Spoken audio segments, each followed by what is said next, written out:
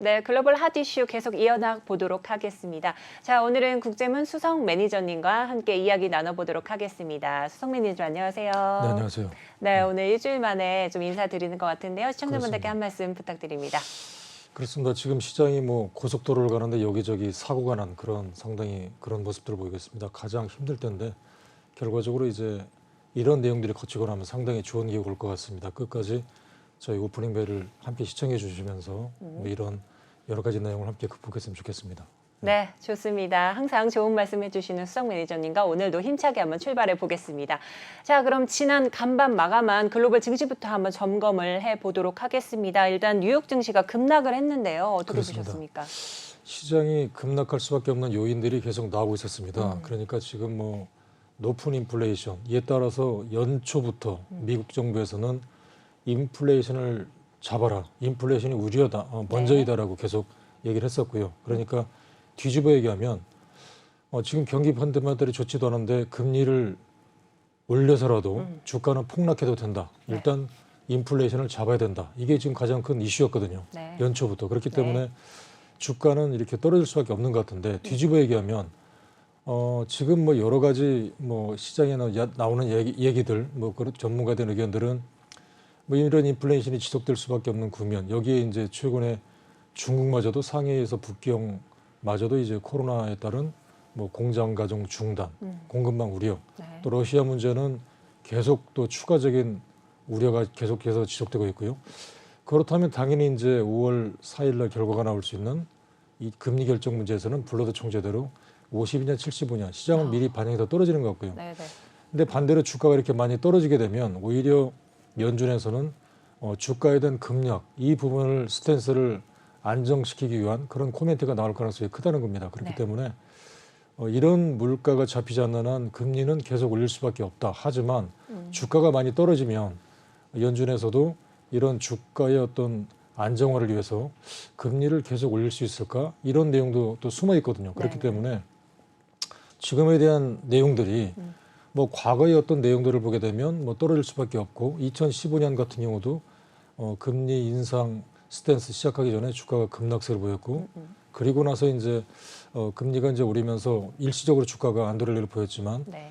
또 이제 양적 긴축하면서 주가가 끝없이 추락했고 근데 지금은 워낙 상황이 급박하다 보니까 이제 금리 인상의 양적 긴축도 동시에 하는 네. 따라서 지금 여러 가지 내용으로 봐서는 주가는 떨어질 수밖에 없는데 일단 5월 4일 날 지금은 여러 가지 인플레이션, 러시아 문제 그리고 나서 5월 달에 50 혹은 75까지 반영해서 주가가 미리 떨어졌기 때문에 주가는 단기적으로 더 힘들지는 모르겠으나 5월 4일 날은 오히려 반대로 주가가 좀 반등할 수 있는 시나리오 이런 점도 단기적으로 준비하는 게 좋지 않을까 보여집니다. 네, 그렇습니다. 계속 맞물려 있는 이제 국제 정세들의 이야기인 것 같습니다. 자, 높은 인플레이션으로 인한 경기 침체, 그리고 중국에 따른 공급망 중단, 또 러시아 사태까지 정말 모든 것이 얽혀 있어서 현재 좀 악재가 계속 나타나는 상황입니다. 거기에 5월 FOMC 이 발표가 조금 눈여겨지고 있는데요. 계속해서 지켜보라는 말씀해 주셨습니다. 자, 이어서 살펴볼 게 있는데요. 현재 이제 실적 발표를 하고 있는데요. 이제 대형주, 기술주들이 실적 발표를 앞두고 있다고 합니다. 그렇습니다. 네, 어떤 의견이실까요? 그렇습니다. 그러니까 지금 대형 기술주 실적 발표가 상당히 좋게 예상됐으나 여러 가지 변수가 갑자기 중국에 상해에 이어서 이제 북경마저 전체적으로 폐쇄를 해야 된다. 뉴스에도 보셨지만 북경 시민들이 이제 사재기에 나섰다 이런 점들인데 아시다시피 기술주는 대부분 이제 중국 쪽에 공장들이 좀 몰려 있어서 특히 이제 테슬라 같은 경우도 중국에 공장이 있고요. 그렇기 때문에 가장 중요한 한 축인 물론 테슬라는 그 외에 독일 베를린에도 있고 다른 쪽에 이제 텍사스 쪽에 있기 때문에 이쪽에 대한 공장이 원활해서 큰 타격은 없을 수도 있다. 하지만 이런 기술주에 대한 가장 중요한 공장들이 중국 상해 이쪽에 많이 몰려 있어서 네. 지금 예상치도 않았던 이 다른 쪽에서는 이제 세계적으로 위드 코너로 가야 되는 시점에서 오히려 중국에서는 이제 대형 공장 폐쇄 중단 이런 점들이 겹치기 때문에 기술주가 한쪽으로 봐서는 실적 베이스가 그렇게 나쁘지 않음에도 불구하고 어떤 성장성이 둔화에 대한 의구심 이런 점들에 대해서 일단 시장은 팔고 보자 네. 이런 면이 상당히 작용하는 것 같아요. 상당히 아쉬운 점들은 최근에 S&P 500 기업들의 80% 가까이 상당히 수익이 좋았고 이제 본격적으로 기술주들의 실적 발표를 앞두고 오히려 예상치 않았던 어떤 중국의 봉쇄 조치 이런 부분들이 어떤 그 실적에 대해서 약간 좀 미스가 나지 않을까 이런 부분들 시장이 상당히 우려하는 것 같습니다. 여기에 이제 때마침 여러 가지 맞물린 점들 예상치도 않았던 이런 심지어 러시아 요매부 장관 쪽에서 핵 얘기를 뭐 언급하는 등 해서는 안 될 그런 코멘트들이 나오고 있다. 심지어는 뭐 미국과 일본의 지금 현재에 대해서 어떤 그 훈련에 대해서 일본에 대해서 보복하겠다. 네. 그러니까 이런 점들이 부족하면서 계속해서 가뜩이나 이제 공급망 우려 여기에 중국마저 지금 단기 이런 스탠스가 나오기 때문에 네. 이런 부분들이 좀 중장기로 봐서는 좋을 수밖에 없겠지만 단기적으로 봐서는 심리적으로 5월 4일 날 금리도 어차피 높이 올릴 텐데 결과적으로 어떤 그 중국에 대한 경기 둔화 우려와 맞물리면서 이런 점들이 상당히 좀 기술주에 부담을 주는 그런 모습들이 상당히 아쉬운 대목이 아닌가 싶습니다. 네, 이제 중국의 공장이 좀 몰려 있는 미국의 기술주들 이야기 좀 해주셨는데요. 자, 따라서 중국 코로나 봉쇄 확산에 따라 이제 좀 봉쇄가 계속 이어지면서 경기 둔화가 우려되고 있습니다. 자, 그래서 이제 뉴욕 3대 지수와 함께 아시아에서는 중국 증시만 좀 유일하게 하락을 해서 마감을 했습니다. 자, 근데 아시아 증시 보시면요, 니케이 지수나 아니면 홍콩 항생 지수는 조금 상승한 반면에 중국 상해 지수만 좀 하락을 했습니다. 아시아에서는 어떤 이슈가 있었을까요?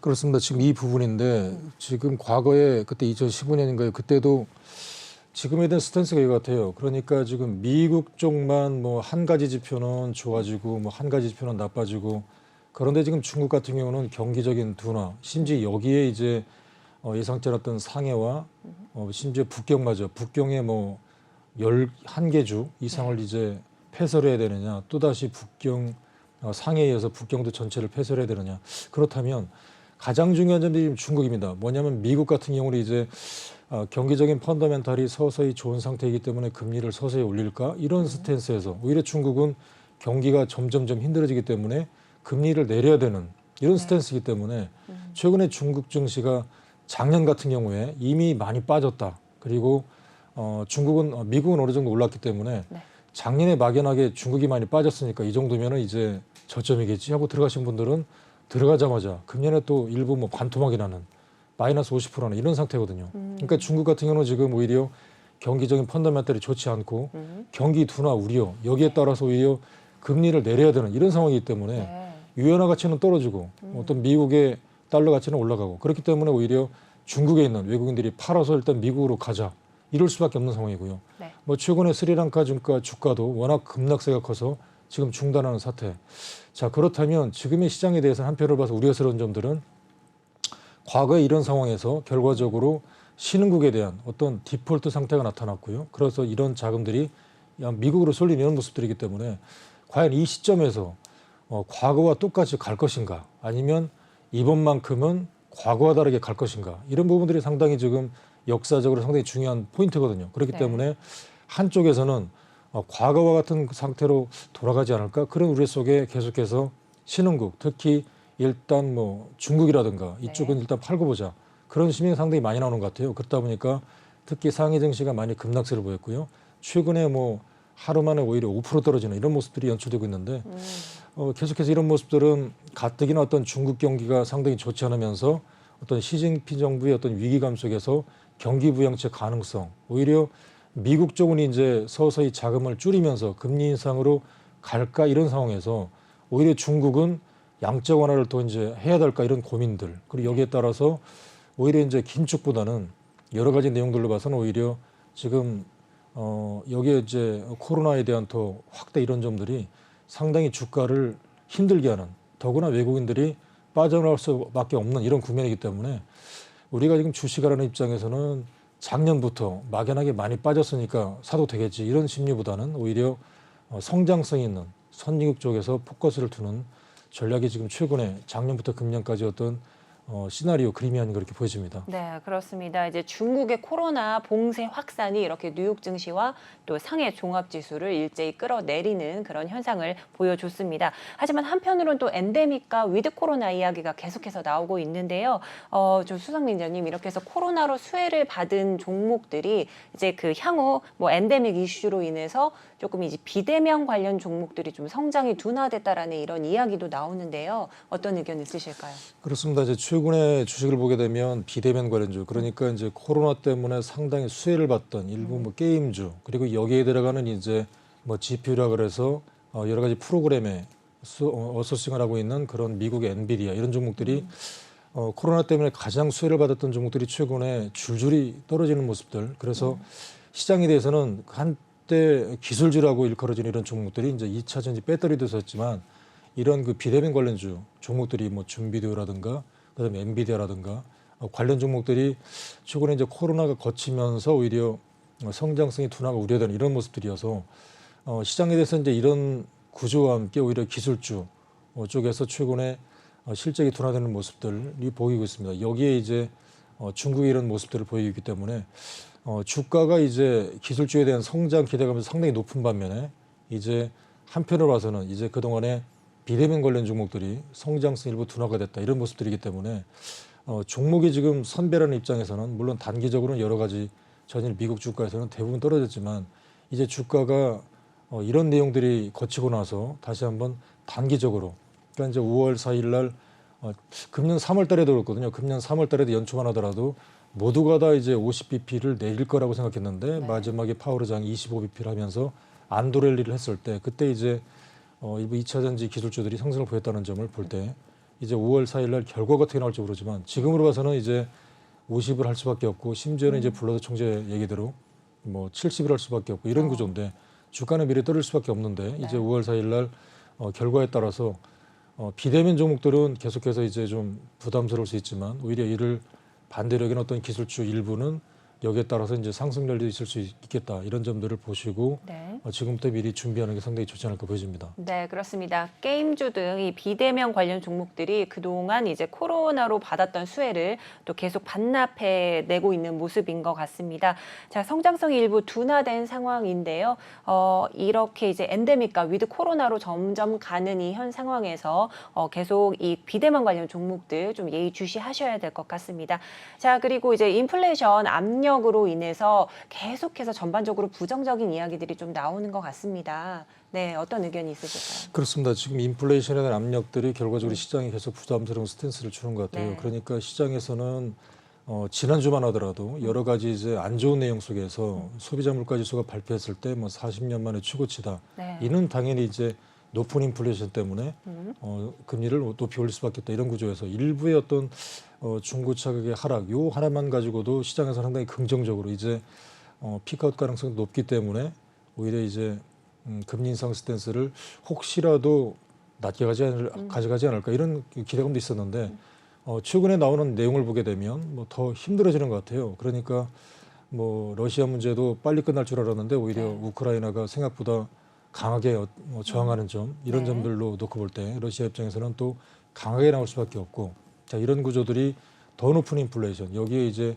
좀 전에 말씀드린 대로 예상하지 않았던 어떤 중국의 경제 봉쇄 글쎄요 이런 내용들이 왜 지금 이렇게 나올 수밖에 없는가 여러 가지 의구심이 많은데 결과적으로 네.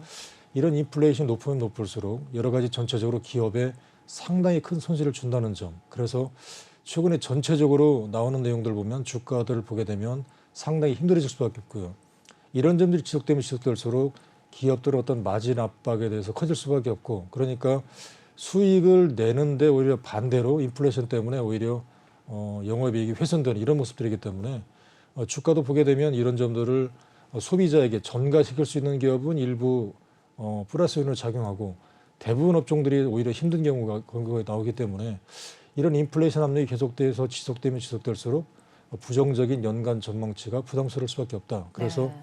지금 한편으로는 이제 줄줄이 기업 발표 실적 시즌인데 예상치보다는 점점 힘들어질 수밖에 없다. 그렇기 때문에 이는 곧 기업 실적 가이던스가 전체적으로 경기 둔화 우려 속에 일부 기업들은 그래도 이제 가격을 전가할 수 있는 기업은 좋겠지만 전체적으로 부정적인 기업 실적 발표가 염두에 두기 때문에 주가가 계속해서 매물을 나올 수밖에 없는 이런 구조가 아닌가 이렇게 보여집니다. 네, 그렇습니다. 이제 러시아 사태 또 이어서 예상치 않았던 중국의 봉쇄 장기화로 이 계속해서 전반적인 이 경기들이 좀 둔화되고 있는 것 같습니다. 또 실적 시즌에 일부 가격 정가 기업들은 좀 괜찮은 상황이지만요. 그렇지 않은 기업들한테는 더욱더 힘든 상황이 될 것 같습니다.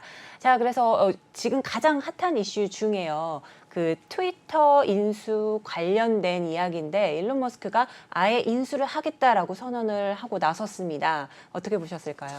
그렇습니다. 사실상 테슬라는 가장 상당히 성장성에 좋다는데도 불구하고 오히려 대주주 리스크다고 할 정도로 이 시점에서 440억 달러를 주고 트위터 인수를 해서 이제 결과적으로 이게 원활하게 잘 된다면 이제 자기 돈과 일부 합쳐서 사서 이를 뭐 트위터를 이제 상장 폐지시키겠다 이런 내용들인데 글쎄요 트위터를 통해서 과연 어떤 코멘트를 언급할 것인가 이에 따라서 이제 뭐 여기에 부담감도 주고 있는 것 같고요. 그렇기 때문에 사실상 테슬라는 가장 사실상 성장성도 있었고요. 그다음에 지금 뭐 테슬라 최근에 보셨겠지만 테슬라를 구입하기 위해서 지금 주문하더라도 몇 달 후에 받을 수밖에 없고 근데 그 사이에 가격은 계속 올라가고 근데 가장 중요한 점들은 테슬라 가격이 이렇게 올라가는데도 불구하고 지금 당장 사야지 늦게 사면 더 비싸게 살 수밖에 없다. 그래서 서둘러서 사겠다. 이런 내용들.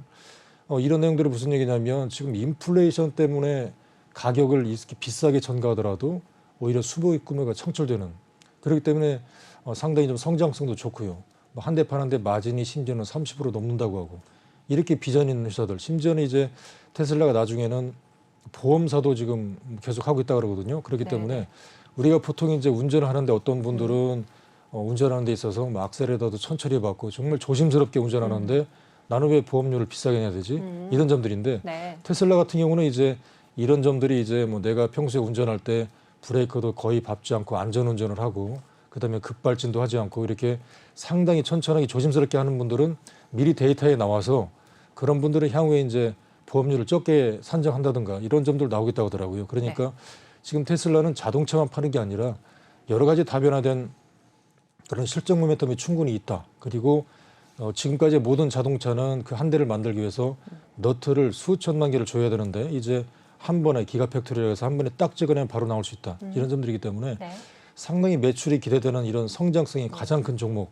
저도 개인적으로 제일 좋아하는 종목이거든요. 근데 최근에 과연 이런 그 트위터 인수로 인해서 어떤 불명확한 이런 부분들 때문에 주가가 상당히 좀 후폭풍도 제기하고 있는데 자 이런 부분들이 과연 기업에 어떻게 영향을 미칠 건가에 대해서 한쪽에 대한 퀘스천 마크입니다. 또 한쪽에서는 가장 성장성 있는 회사다. 그리고 영업이익이 꾸준히 창출되고 있다. 이런 점들이 가장 분명한데 과연 트위터에 대한 어떤 불확실성 이런 점들이 과연 주가에 어느 정도 영향을 미칠까 이 부분도 상당히 좀 봐셔야 될 것 같고요. 하지만 이 부분들이 어느 정도 이제 잘 해결이 된다면 결과적으로 가장 성장성 있는 기업이기 때문에 기업들에 대한 성장성을 보고 우리가 중장기적으로 상당히 투자하는 데는 상당히 좀 이런 내용을 보고 투자 임하는 정도 상당히 좋지 않을까 보여집니다. 네, 그렇습니다. 자, 그런데 이렇게 트위터와 또 일론 머스크에 관련한 이야기를 듣다 보니까 좀 궁금해진 사항이 있습니다. 이 트위터 인수 뉴스가 보도되자마자 트위터 주가는 오른 반면에 이제 테슬라 주가는 좀 하락을 했습니다. 이걸 어떤 의미로 좀 해석을 해야 될까요? 그렇습니다. 과연 하락의 요인이 물론 한편으로 봐서는 지금 뭐 중국 쪽에 상해 쪽에 투자한 이 부분들이 이제 공장 가동 중단에 따라서 떨어지는 뭐 그런 요인도 있는 것 같고요. 그러니까 트위터에 대한 이런 내용들이 과연 원활히 될까 안 될까 이런 부분들도 제기되고 있는 것 같아요. 그래서 그런 가치들 지금 이제 이런 부분이 원활히 해결된다면 뭐 트위터를 주가보다도 더 높은 가격에 지금 테슬라는 주겠다고 했기 때문에 글쎄요 이 시점에서 트위터를 사도 될 것 같아요. 왜 그러냐면 지금 당장 샀는데 트위터가 이제 만약에 그 테슬라 일론 머스크 회장이 인수를 해서 상장 폐지를 했다고 할 때 지금 가격보다도 더 높은 가격에 주겠다는 얘기거든요. 그렇기 때문에 지금 사더라도 뭐 상장 폐지를 하더라도 더 높은 가격에 나는 받을 수 있다. 그러니까 지금 주가보다 더 높은 가격에 일론 머스크 회장이 돈으로 주겠다. 이런 내용들이기 때문에 그런 내용으로 본다면 뭐 한번 뭐 사도 되지 않을까 이런 점들도 제기되고 있는 것 같아요. 그러니까 그런 부분들이 어느 정도 작용하고 있는 게 보여지고요. 그래서 이 부분들은 결과적으로 나중에 될지 안 될지는 모르겠지만 네. 그런 부분들이 우선 뭐 단기적으로 뭐 작용한 게 아닌가 이렇게 보여집니다.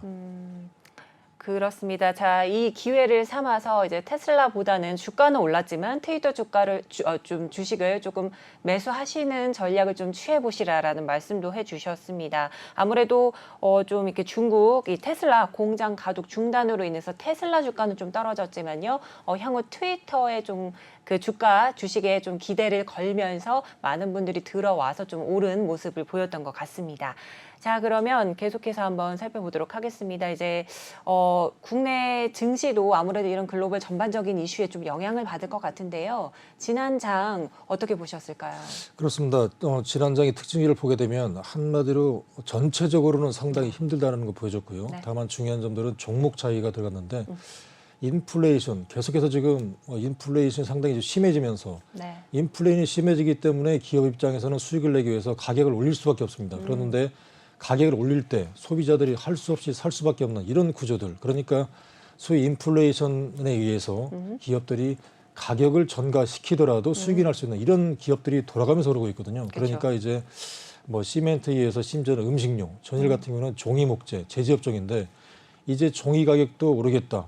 올린다 하더라도 우리는 종이를 사용할 수밖에 없기 때문에 그렇죠. 전일이 이제 어떤 일부 종이 관련주들, 뭐 한솔재질을 비롯해서 이런 무림페이퍼, 그러니까 이런 종이 관련주들이 상승했습니다. 그러니까 전체적으로 주가는 올라갈 때마다 매물 압박에 시달려서 주가가 매물이 나온다 하더라도 우선 단기적으로는 이런 인플레이션 때문에 인플레이션 매물 압박, 그러니까 인플레이션을 해서 소비자들의 가격을 전기시키더라도 수익이 날 수 있는 이런 기업들이 일부분이 올라갔다라는 걸 잘 보셔야 될 것 같아요. 그러니까 5월 4일까지는 어쩔 수 없이 전체적으로 시장은 부담스러울 수밖에 없다. 지금같이 주가가 많이 빠지게 되면 어떤 저감에서 시장이 안정시키는 차원에서 미국 쪽에서는 긍정적 스탠스를 쏟아질 수밖에 없겠지만 주가가 상당히 잘 버틴다.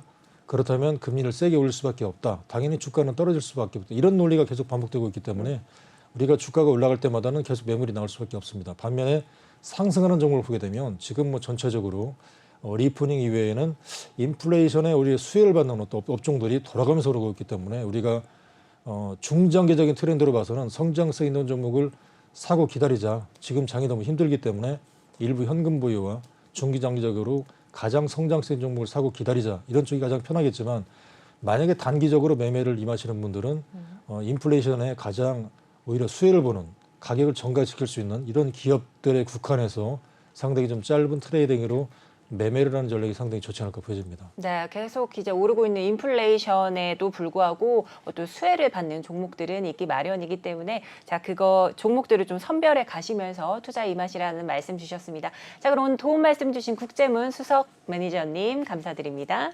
네, 감사합니다.